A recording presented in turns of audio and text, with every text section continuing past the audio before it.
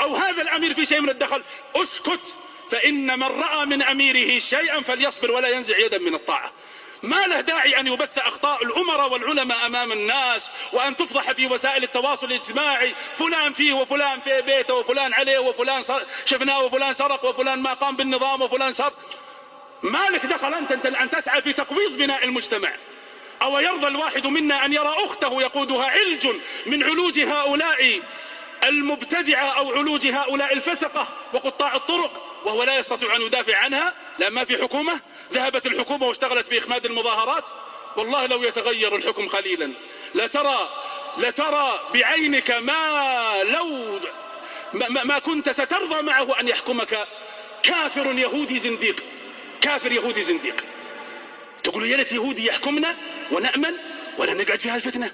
يقول إن السلف رحمهم الله يوم تحت إمام ظالم غاشم خير من 70 سنة في فتنة عمياء صماء. هذا الذي ندين الله جل وعلا به. احذروا يا أيها المجتمع من قبول أي شائعة على أمير أو عالم. احذروا أيها الإخوان، احذروا أيها المواطنون، احذروا أيها المسلمون من أي دعوة يتفوه بها هؤلاء الذين يزخرفون القول غرورا في الخروج أو المظاهرات. وإن هؤلاء الكلاب يتكلمون فيما يحبه الناس. أولم يظلمكم وليكم في وظائفكم؟ أنتم دولة نفطية، لو أعطى كل واحد منكم وظيفة. ويبدأ يجتر كما يتجتر البقرة، وهو يريد أن يقوض بناء المجتمع أصلا، ويريد أن يهدم أساسات المجتمع. قد امتلأ قلبه حقدا على أمننا وديننا واستقرارنا وعلمائنا والتفافنا حول قادتنا وأمرائنا.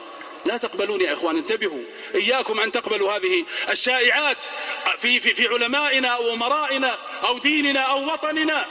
ولنكن إخوة متحبين في هذا الوطن مع أمرائنا، لحمة واحدة، يدا واحدة، قوة واحدة، صفا واحدا، لا نخترق ولا يجد العدو فينا الثغرة واحدة حتى ينفذ إلينا من قبلها. لا تكن أنت تلك الثغرة التي يخترق العدو صف هذه الأمة في هذه البلاد من قبلك أنت بقبول تلك الشائعات أو قبول تلك الأراجيف. هذا الذي ندين الله جل وعلا به، والله هذا الذي ندين الله جل وعلا به، وهو الذي سيسألنا الله جل وعلا عنه يوم القيامة. ألا هل بلغت أيها الإخوان؟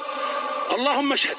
اتقوا الله في وطنكم، واتقوا الله في ولاة أمركم، واتقوا الله في علمائكم، واتقوا الله في أعراضكم، واتقوا الله في أموالكم، فإن كل ذلك سوف يذهب سدى إذا قبلنا مثل هذه الأطروحات الفاسدة في ديننا وعلمائنا وولاة أمرنا. وأظن ما عاد يبقى شيء على الصلاة.